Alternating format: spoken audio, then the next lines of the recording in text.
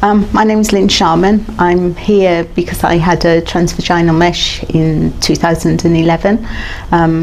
Found out since then that he has problems, but part of the Sling the Mesh group that actually supports and offers advice to women, and actually saved my life, in not that I was at that time feeling suicidal, but explained to me why I was feeling as I was with the pain and the discomfort. So a lifesaver. At Christmas 2010, I was out with my grandson. We went to a Christmas light show. He said, "Come on, Nanny, let's go on a trampoline." I did, and I wet myself, and it's like, oh, that's not good. And it carried on when I was doing various activities. So I went to see the GP, and they referred me to a urologist. Went to see him in the end privately, just to speed things along, because my daughter was expecting a baby. So I thought, yeah, okay, get it done beforehand. And he said, "I've got this operation, best thing since sliced bread. Here's the details. Speak to my secretary and book an appointment if you want to do it." And he gave me a little form that said that it was a day case, probably walk in and out within 20 minutes. Didn't describe what it was, other than to say it was a transvaginal tape. There was a risk from the operation, and a very, very slight risk that the bladder or the bowel might be pierced, but it had never happened to him. And they were the only points that he made to me before the operation. I went in March with the idea of staying overnight, because I was having it as a general anaesthetic.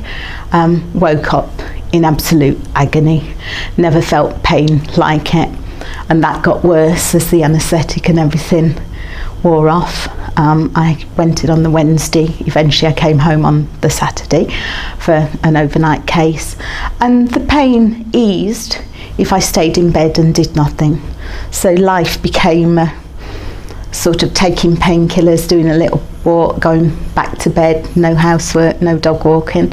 At that time, well, we have a narrowboat, and at that time I did all the locks and my husband did the steering. That had to change, because I can't push or lift. Still to this day I can't.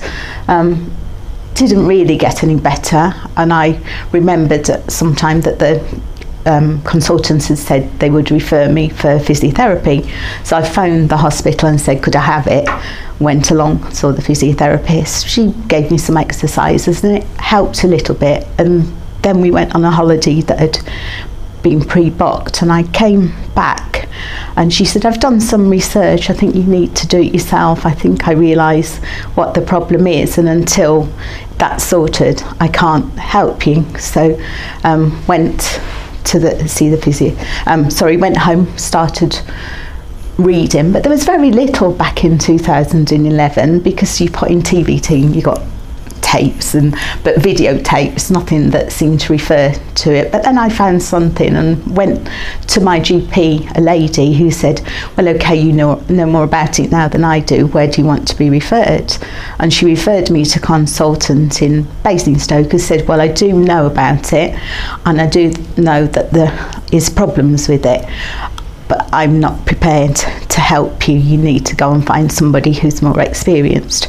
So I went away, did some more research, found a doctor and went to see her, and she said, "Oh yes, I can help. We'll do a partial removal." I knew no better then. So I went, had the partial removal, felt fine for a couple of days, and then tried to get up and pick up life, and ended up back in the same pain. And 10 months later I went along for what she described as a full removal. So that was January 2013, nearly 2 years after I'd had the TVT fitted. And again, after the operation I was fine until I started picking up life. And from 2013 until Christmas 2017, my life consisted of trying to do things, hurting, taking painkillers, going back to bed, resting, doing very little, getting very depressed. But by then I'd also become an admin on the support group, so I was reading more and more, Christmas 2017, he had all the family, and I tried to be the old me, to try and sort of do a Christmas dinner, do everything I'd done previously, you know, in the past, pre-TVT.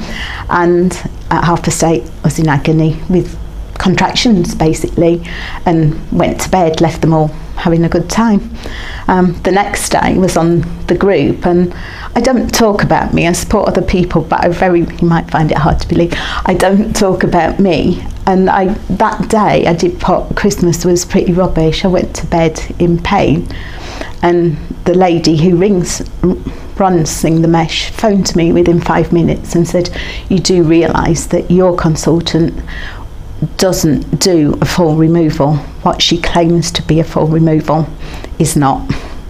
So I asked her who I should go to, and I went to see a wonderful consultant in London, and in May last year I had the rest of my mesh removed, a bladder repair because the mesh had wrapped itself around my urethra, scar tissue removed from the previous 3 operations, and I am much, much better. I'm not me because I still can't do lots of housework and things, but the consistent pain has gone. And well, today I'll go back and I'll probably be in bed all day tomorrow on painkillers, but I've got a lot of my life back. But as an admin, I realise that I'm very lucky, because there are lots of ladies who are doubly incontinent in wheelchairs, on crutches, and still being told by their doctors and their consultants that they're unusual and nothing can be done because it's all in the mind, and it's not. It has also had a big impact on John and our children, our grandchildren. Only one of my grandsons, I've got 5 grandchildren, only the 13-year-old remembers me as being fun. The rest, oh, Nanny's got to rest, Nanny can't do that, Nanny doesn't drive. I do, but I don't because it hurts, and Nanny can't trampoline because that hurts. So yeah, it's had a big impact, and on you, isn't it? Because, you know, life's changed. I used to do everything. I used to be an up and atom sort of babysitter for daughter and do the ironing and her housework as well as my own, and I don't do anything like that anymore. So it's had a big impact on everybody. Financially, I've been very lucky. I've not had to wait to have operations through the NHS. All my operations have been done privately because John used to work really hard and we're financially secure, and also he did take early retirement, so he has been around to look after me. If he wasn't, I don't quite know how I would have survived. And lots of people have lost jobs, lives, husbands, that they've lost everything because they can't work, and they all want to. That, you know, people don't get benefits because most people who've had mesh problems look okay. We all make an effort if we're coming somewhere like this. We do our hair, we put on makeup, we dose ourselves up with painkillers, often way over the top, just to survive and do something like this, to tell the story, to help other people. So we don't look ill. If we had a broken arm or a bandage over an eye or something, people would be a lot more sympathetic than they are, but we put on a face.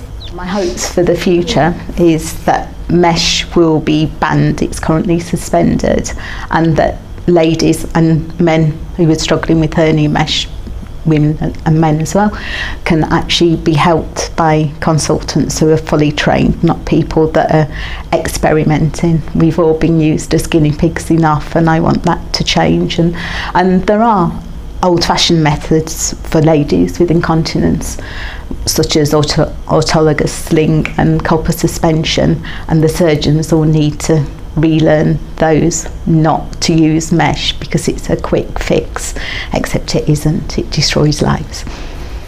That's my story.